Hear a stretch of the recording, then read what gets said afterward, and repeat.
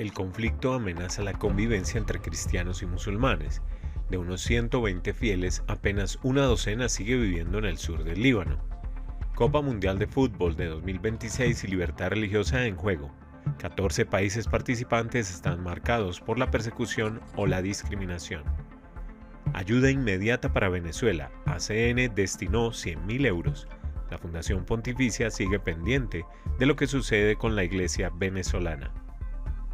Bienvenidos a ACN Noticias, un espacio para conocer la realidad de la Iglesia en todo el mundo y el testimonio de los cristianos que sufren persecución y pasan necesidades por causa de su fe.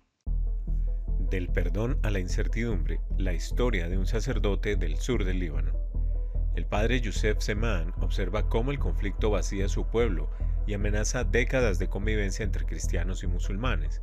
En el sur del Líbano, la guerra no solo está dañando las infraestructuras, sino que está alterando profundamente las relaciones sociales y el tejido humano de las localidades de población mixta, donde cristianos y musulmanos conviven. Así lo señala el padre Youssef Zeman, párroco maronita de Kafur, en una entrevista concedida a la Fundación Pontificia Aid to the Church in Need, ACN. El padre Youssef Zeman es sacerdote maronita en una localidad del sur del Líbano. Durante décadas han convivido allí cristianos y musulmanes. Su historia personal está profundamente ligada a la violencia que ha marcado la región, ya que el padre Youssef es hijo del también sacerdote maronita Khalil Zeman, pues en la iglesia maronita los hombres casados pueden ser ordenados sacerdotes, quien fue secuestrado en Kafur en 1987 durante la Guerra Civil Libanesa, cuando se dirigía a celebrar la misa. Tras varios años en cautiverio, murió. Su cuerpo fue entregado a la familia en 1991. Aquel secuestro tuvo lugar en un contexto de fragmentación del país y de presencia de numerosos grupos armados en el sur del Líbano. Sin embargo, este pasado no apartó a Youssef Zeman de su vocación. Decidió seguir los pasos de su padre, hacerse sacerdote y servir en el mismo pueblo, en un gesto de arraigo y fidelidad con el propósito de dar testimonio del perdón según sus propias palabras. La comunidad cristiana de Kafur, asentada en un entorno mayoritariamente chií, se ha reducido de forma drástica. Desde el 2 de marzo de 2026, fecha que marcó una clara intensificación del conflicto, tras el lanzamiento de cohetes por parte de Hezbollah desde el Líbano hacia el norte de Israel y los posteriores bombardeos israelíes sobre el sur del Líbano y los alrededores de Beirut, el pueblo ha quedado prácticamente vacío de población cristiana. De unos 120 fieles, apenas una docena sigue viviendo allí. El resto ha huido hacia Beirut o Sidón, dejando atrás sus casas, sus tierras. Sobre el terreno, la mayoría de las viviendas sigue en pie, aunque muchas han sufrido daños y varias zonas han sido objeto de bombardeos. La casa del sacerdote también ha resultado alcanzada. Recientemente, durante la noche del 3 al 4 de junio, un ataque provocó el derrumbe de 3 viviendas pertenecientes a familias de la parroquia. Cada semana es más peligrosa que la anterior. La situación se ha vuelto insoportable, afirma el padre Zeman. En los últimos días, la región de Nabatie ha experimentado una intensificación de las operaciones militares israelíes. Los combates en torno a la fortaleza de Beaufort se han recrudecido tras varios días de violencia, aumentando la presión sobre las localidades vecinas y provocando nuevos desplazamientos de población. Para el párroco de Kafur, las familias de su comunidad se enfrentan a una decisión dramática: quedarnos y arriesgar la vida, o abandonar nuestra tierra sin ninguna certeza de poder recuperar algún día nuestras casas y nuestros bienes, resume el sacerdote en sus declaraciones a ACN. Aún así, se niega a ceder a la desesperanza. Mantenemos la esperanza, pero la esperanza por sí sola no basta. Necesita apoyarse en bases concretas que nos permitan reconstruir y seguir viviendo. Al fin y al cabo, somos seres humanos. Copa Mundial de Fútbol de 2026. 14 de los países participantes están marcados por la persecución o la discriminación religiosa. La Copa Mundial de Fútbol de 2026, que comenzó el 11 de junio en Estados Unidos, México y Canadá, reunió inicialmente a 48 naciones en el mayor torneo de la historia de la competición. Mientras millones de aficionados en todo el mundo siguen este evento, otra realidad global merece atención: Millones de personas que viven en 14 de los países participantes continúan sufriendo restricciones a su libertad religiosa o de creencias, según el más reciente informe sobre la libertad religiosa en el mundo, de ACN. Según este informe de la Fundación Pontificia, 3 de los países participantes están clasificados como lugares de persecución religiosa, mientras que otros 11 como países donde una discriminación significativa afecta a la libertad religiosa o de creencias. En Irán y Arabia Saudí, las interpretaciones estrictas del Islam sustentan sistemas legales que restringen severamente la libertad religiosa, especialmente para conversos y miembros de comunidades religiosas no reconocidas. Quienes desafían estas limitaciones se arriesgan a ser detenidos, encarcelados e incluso, en algunos casos, condenados a muerte. Mientras que en la República Democrática del Congo, por otro lado, sufre una inestabilidad crónica y una violencia persistente. El aumento de la actividad yihadista por parte de las fuerzas democráticas aliadas en el este del país ha agravado aún más la situación. Por otra parte, México, uno de los 3 países anfitriones y sede del partido inaugural, recuerda que las amenazas a la libertad religiosa no provienen únicamente de leyes restrictivas. Aunque el país tiene una larga tradición de anticlericalismo institucional, la principal preocupación hoy surge del crimen organizado y el narcotráfico. Sacerdotes, líderes religiosos y agentes pastorales son, con frecuencia, objetivos de grupos criminales que buscan controlar comunidades locales en distintas regiones. Por otro lado, Haití, en el grupo C de la fase eliminatoria, con su último partido previsto el 24 de junio en Atlanta, Estados Unidos, presenta una situación aún más alarmante. Aunque se ha clasificado para el Mundial, solo uno de los 26 jugadores de su selección vive y juega actualmente en el país.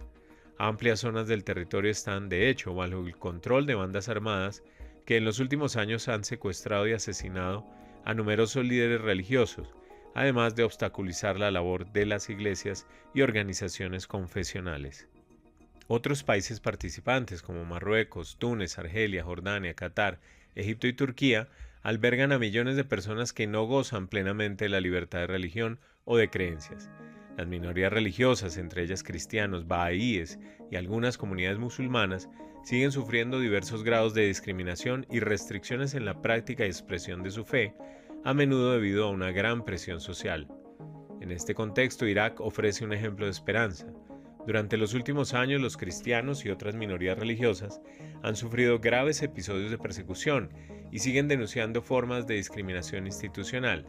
Sin embargo, la Selección Nacional de Fútbol se ha convertido en un símbolo de unidad al integrar a diferentes grupos étnicos y religiosos como árabes, kurdos, chiíes y suníes. 4 de sus jugadores son cristianos. En un país donde los cristianos representan actualmente menos del 1% de la población, es un hecho notable que cerca del 15% del equipo esté compuesto por jugadores cristianos. En Uzbekistán, los estrictos controles sobre la actividad religiosa afectan a creyentes de distintas confesiones, incluida la mayoría musulmana, limitando la libertad de culto y de expresión religiosa.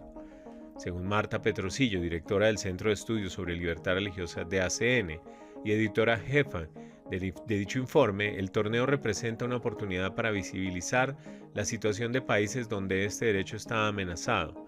Reúne a personas de todas las culturas, religiones y naciones. También es una oportunidad para poner de relieve los desafíos a los que millones de personas siguen enfrentándose para ejercer su derecho fundamental a la libertad religiosa. Animamos a los gobiernos de todo el mundo a respetar y proteger este derecho, garantizando que todos puedan practicar, cambiar o compartir su fe libremente, sin temor a la discriminación o la persecución. Venezuela. ACN destinó 100.000 euros para apoyar la respuesta de la Iglesia luego de los terremotos en este país. Los sacerdotes celebran misa en la calle mientras la Iglesia se convierte en refugio luego de los terremotos. Mientras los equipos de rescate continúan buscando supervivientes bajo los escombros, la Iglesia Católica sigue siendo el centro de la respuesta de emergencia, abriendo sus puertas a quienes lo han perdido todo, a la vez que acompaña a miles de personas que viven en la incertidumbre, el duelo y el miedo. Como primera respuesta a la catástrofe, Aid to the Church in Need, ACN, envió 100.000 euros de ayuda inmediata para la Iglesia en Venezuela. La fundación apoya así la labor de los sacerdotes y religiosas de las diócesis afectadas que, a pesar de haber sufrido graves daños, están acompañando a los damnificados, acogiendo a familias y sosteniendo espiritualmente a comunidades golpeadas por el miedo, el duelo y la incertidumbre. La Iglesia en Venezuela tiene experiencia porque el país ya lleva sufriendo muchos años, dijo Luis Vildoso, responsable de proyectos de ACN para Venezuela. Ella permanece con su gente, consuela a quienes lloran, acompaña a familias que buscan a sus seres queridos y abre sus puertas a todos los que necesitan refugio. Junto a esta respuesta pastoral, ya estamos evaluando los daños para determinar cómo ACN puede apoyarlos mejor ahora en esta emergencia, pero también en la reconstrucción a largo plazo de la misión de la Iglesia. Uno de los testimonios más conmovedores recibidos por ACN proviene del padre Ignatio Calella de la diócesis de Petare, que celebraba misa en la festividad de San Juan cuando ocurrió el terremoto. La iglesia estaba llena de fieles. Cuando el suelo comenzó a temblar violentamente durante la segunda lectura, la gente abandonó el edificio. Una vez fuera, en lugar de interrumpir la celebración eucarística, el sacerdote continuó celebrando la misa al aire libre. En cuestión de minutos, lo que había empezado como una evacuación de emergencia se convirtió en un acto extraordinario de fe. Los residentes que habían huido de bloques de apartamentos cercanos se unieron a la celebración, al igual que pacientes y personal evacuados de un hospital vecino. Ante el miedo por sus vidas, la liturgia se convirtió en un lugar de consuelo y fortaleza para toda una comunidad. Otro sacerdote de La Guaira compartió con ACN una tragedia mucho más personal. Aunque él mismo y la casa parroquial han resultado ilesos, varios miembros de su familia siguen desaparecidos, entre ellos una sobrina de 3 años. Mientras sigue cuidando a sus feligreses, saliendo a las calles a consolar, a hablar y rezar con los que se han quedado sin casa, también está soportando la angustia que viven miles de familias venezolanas que aún esperan noticias de seres queridos atrapados bajo edificios derrumbados. Esta es una de las heridas dolorosas en este momento en Venezuela, especialmente en La Guaira y también en Caracas. María Lozano, jefa de prensa y medios en ACN Internacional, que conoce bien las diócesis afectadas, dice: hemos recorrido estas calles, rezado en estas iglesias y pasado tiempo con los sacerdotes y familias que ahora viven esta pesadilla. Por eso esta tragedia nos parece tan cercana. En cada gran catástrofe llega un momento en que las estadísticas ya no son suficientes para describir lo que la gente está viviendo. Ahora mismo nuestra esperanza es que muchas más personas sigan siendo rescatadas con vida, pero todos temen que a medida que pasen las horas y se alcancen más edificios, la verdadera magnitud de la tragedia se haga dolorosamente evidente. En este momento hay padres esperando noticias de sus hijos, niños buscando a sus padres y familias que aún no saben si sus seres queridos siguen bajo las ruinas. Solo Dios y la fe pueden aliviar ese sufrimiento. ACN mantiene un contacto continuo con la Iglesia venezolana y se prepara para apoyar tanto la asistencia de emergencia como la reconstrucción de la infraestructura eclesiástica dañada, para que las comunidades locales puedan seguir recibiendo apoyo espiritual, pastoral y humanitario en los próximos meses. Impactante realidad y testimonios que nos hacen reflexionar sobre los privilegios que tenemos como cristianos de Occidente y que nos interpela en la vivencia de nuestra fe. Gracias por escucharnos y por brindarnos su compañía. Los esperamos en nuestra siguiente emisión. Dios los bendiga.